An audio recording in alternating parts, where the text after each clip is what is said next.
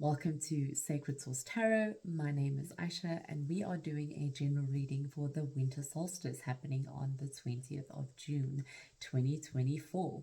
So if you've clicked on this video, there's definitely a reason for you to be here and something or a message or some sort of knowledge that you need to receive from spirit.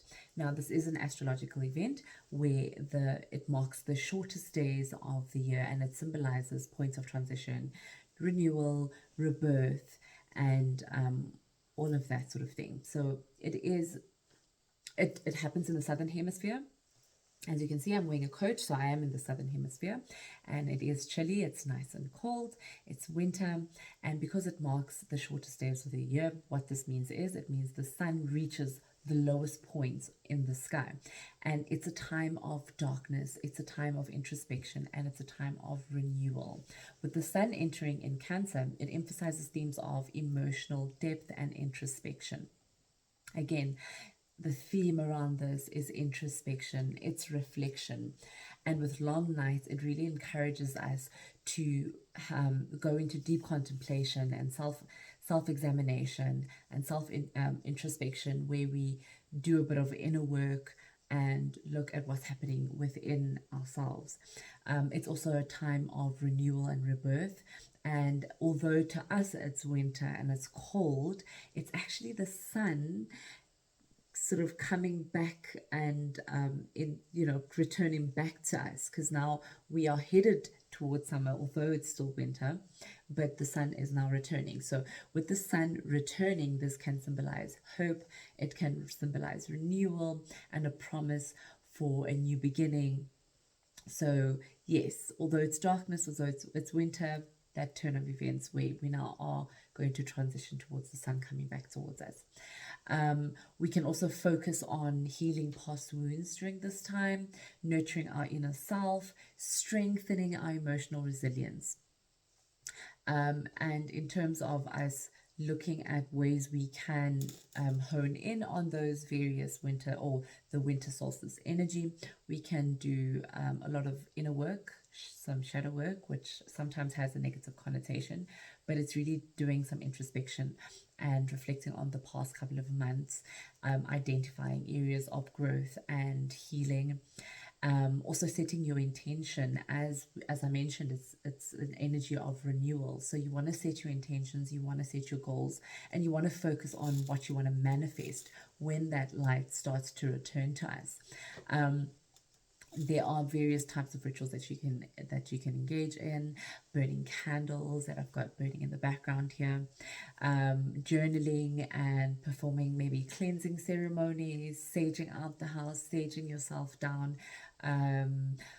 Beautiful one, because we are also going into the full moon on the 21st of June. You can go and make some moon water that you can fill with, and you can ask the energy of the moon to fill it with cleansing, with renewal, and maybe pour some of your love in there. And you can drink that for the month. I've got some of my moon water there that I've got left from the May month. So yeah, I think by aligning your winter solstice energies, you can really harness the natural rhythms of Earth, of Gaia, of the cosmos, and enhance your personal growth, your healing, and your transformation. So for this reading, I'm going to pull out 6 cards. We're going to focus on, in card number 1, we're going to focus on what is hiding in the darkness, what is hiding in your subconscious that needs to be explored. With card number 2, we're going to look at what will give you the strength to face your shadow self. With card number 3, we'll look at what must you work on releasing during the season of rest, and what aspects of your life most requires hibernation, with card number 4. With card number 5, we'll look at how will it benefit you during the, how will this hibernation benefit you? So whatever it is that you need to be putting into hibernation, how will this benefit you? And then with card number 6, we'll look at what lessons we can learn from this season, from the winter season. All right, so I've pre-shuffled the cards and I'm going to pick card number 1, where we're going to focus on What is hiding in our subconscious that needs to be explored? So we have got the Five of Cups. A bit of interesting. I think it's quite a fitting energy if we're speaking about what is hiding in our subconscious. And what I pick up here is a person who's turned away and is focusing maybe too much. And again, I'm getting this, is focusing too much on what disappointments there are, what has gone wrong, and rather than what still remains. Because you've turned around, you've got your cups that have fallen, but you completely turned around your backs with the cups that are still standing. So you're feeling disappointed about a couple of past events. You're feeling like you're in this point of mourning these past events, but I think it's essential for you to acknowledge these feelings, allow yourself to grieve, but also recognize the opportunities and positive aspects that still exist within your realm. So yes, go through those emotions, feel them, acknowledge them, but also move on and close the door on the past and look in front of you at what is still there and have gratitude for what is still in your space that is positive and still exists in a positive way. So I think this is the card that is really going to ask you to go and look at what is it you're still holding on, what is it that you're focusing on. This relationship isn't working, or this relationship is tough, it's not working for me, it really is bad, yada yada yada. But you're not focusing on all the amazing friendships and all the amazing family you have around you. So you're missing that opportunity over there. I think from a career perspective, you're focusing on all the negative aspects. From a job perspective, but oh my gosh, you've got a job. Some people have lost their jobs, so you've got to look at the full picture and not just focus on the negative, right?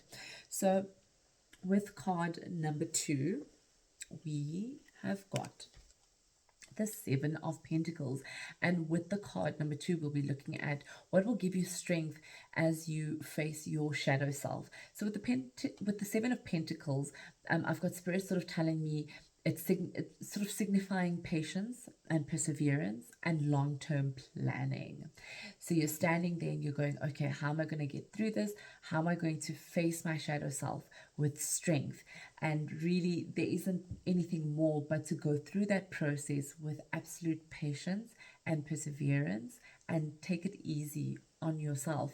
So little progress, small progress is sort of what I'm picking up. Small progress, a little bit by little bit. Don't go in and be hard on yourself on all these shadow aspects and these subconscious aspects that might come up as we enter winter, as we review our lives and plan for our future. But do trust the process and know that any work that you've put into your personal growth will definitely come out positively, and you will reap the benefits. So yeah, definitely evaluate your efforts and understand that the fruits of your labor will definitely come in time. Absolutely agree with that. And I'm like saying yes to Spirit, like yes. Although you're not seeing the results right now, go through the work, take your time, be easy on yourself. Shadow work is not easy, but it can actually be easy. It's just another belief that we need to break. All right. So with our third card, we have got what we'll look at in terms of what must you work on what must you work on releasing during this winter season of rest. And with the 10 of Pentacles,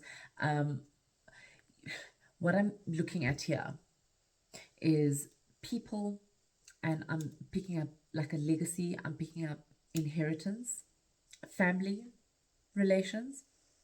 And during the season of rest, I feel like Spirit is saying to you, you need to release any unhealthy attachments or expectations related to family and material wealth.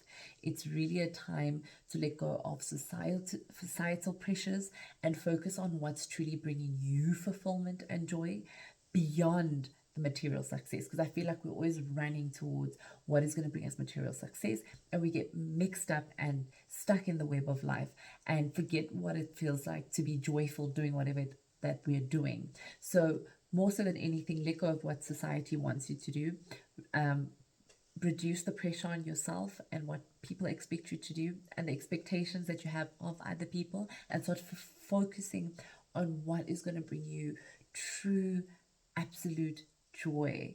I'm like seeing creative projects coming, and although a lot of us want to go, oh, it's a creative project, maybe I can make money from it. Maybe this time you don't do it for money. Maybe this time you do it for the pure doing of it. And that is where creativity really flows. And what is creativity? It's a form of manifestation. And when you are in that energy, this, of the material success kind of happens naturally. The synchronicities and the possibilities just sort of flow to you.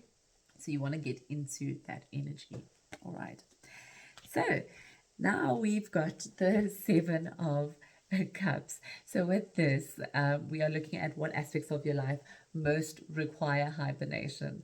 And I feel like this is fitting, especially because, Spirit is saying it's time to pull back, and it's time to look at what you are what's going to bring you joy, what's going to make you happy, and following your heart. And with this card, it's, what is the part of my life that needs to go into hibernation. And with this card, again, it signifies choices, fantasies, illusions, and I feel like there's a need for clarity with this card. And I think Spirit is suggesting that it's time to step back from the multitude of options and distractions in your life, and maybe go into hibernation in the context of breaking away from chasing too many dreams all at once, and focusing on grounding yourself, finding clarity so that you can focus on what are your true desires without being distracted. I like this a lot. A lot of introspection, a lot of pulling back, a lot of resting energy. This is that sort of the cards that I'm seeing so far in the last 4 cards. Then we've got the King of Cups. So with the 5th card, we want to look at how will this hibernation benefit me? So with the King of Cups, this represents emotional balance, compassion, and control. He's looking outwards. And with the cups, it's got to do with your emotions, with your feelings. And he's looking outwardly, sort of almost saying, I'm in control of my space, and I am allowing myself to hibernate and retreat and to cultivate my emotional maturity and stability. Spirit is saying this is a period that will enable you to better manage your feelings, better manage your emotions, and respond to situations with wisdom and compassion. How you respond to anything coming towards you, if you have a moment to really sit down and meditate and control those emotions and choose when to react and choose when not to react. And you're really going to get to a point where you're in the space of wisdom and compassion. I really like this one a lot. So I think going into the hibernation space is going to put you into that space where you're able to look at your emotions and choose how you're going to move forward with that. Okay, with the last card, we are going to be looking at what lessons can you learn during the winter period. And I've got here the Two of Swords. The Two of Swords kind of symbolizes indecision, potentially, like a need for balance. And because it's the swords, which is of the mind, it's a time, and the person's got their eyes covered. It's really time to quiet your mind down, to find that balance, to be able to clear your mind, to see things clearly. And when you clear your mind, there's this like heart and mind connection that happens, that balance that you're looking for. Because sometimes the mind can run off, which is fine. There's nothing wrong with the mind, there's nothing wrong with the heart. But when you have them in balance and coherence, then there's that level of balance between the logic and the emotions. And when you make choices, they sort of start to align with your true self. And even if they are difficult decisions, there's that alignment that happens, and you're confident, and you can feel that your heart is taking the lead, and your mind is going, yes, let's do this, and this is how it's going to happen, and this is how I'm going to do this. So with the winter reading, or the winter solstice tarot spread, I really feel like this is encouraging us to do some deep introspection, again focusing on self and self-care. It is a time to acknowledge past pains, okay, but also focus on letting go of those past pains as you move through those emotions. And once you've moved through those emotions, don't go back and revisit the past, because you're just going to bring up those emotions again. Go acknowledge that you feel this way. Understand what happened to you was not cool, was vile, whatever it is that's happened to you that makes you want to look at the past the whole time. But at some point, you've got to close the door on the past so that it can allow you to focus on the future and growing yourself. Yeah, so that's the end of my reading. I hope this brings some sort of balance to your heart and mind as we move into the winter season, the warmth, the indoors, and find some sort of harmony and fulfillment during this time. And we'll be back in the summertime. No, I'm teasing. But nevertheless, thank you so much for watching to the end. I hope this resonates. If it does, please do hit that like bell. Hit that like bell, hit the thumbs, and then you can click the bell if you want to receive notifications that I've sent out a video. And then you are more than welcome to subscribe if you haven't done so already. Thank you so much. Have an awesome time. Thank you, seekers. Mwah. Bye.